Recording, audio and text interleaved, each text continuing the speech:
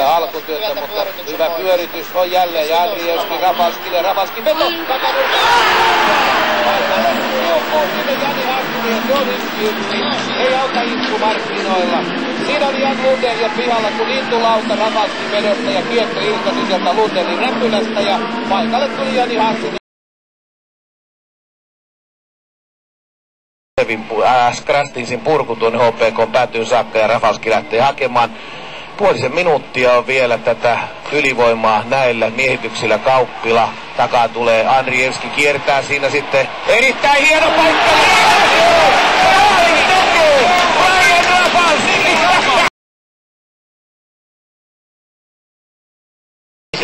Räppääminen. Sama tilanne oli silloin. Oho.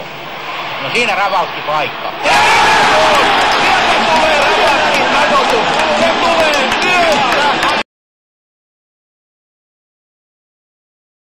Takaa tulee Hautamaa, kävelee tuonne puolustuksen sekaan. Pietilä rintatorjunta ja sen lyö kädellä Rafalski maaliin. Tällaista se puuttuu sitten vielä pronssipelistä. Oma maali Brian Rafalski 15-20. Kyllä kiinni. Virtasen hyvä laukaus tulee. Eikä siinä sen kummempaa, kiekko Ilves maalin taakse ja sitten tulee vastapäin.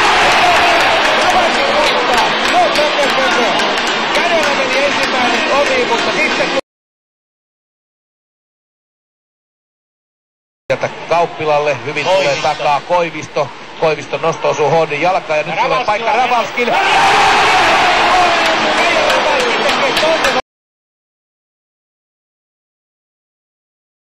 Heikki, odotas Brian. What's Keepus, right? Keepus, yeah, Keepus. Cheers. Okay, Emmeline, how you doing? Hope you're enjoying the cruise, and we'll hopefully see you next year. And it was a great year. Had fun, successful season. Have fun on the rest of your cruise. Keep us.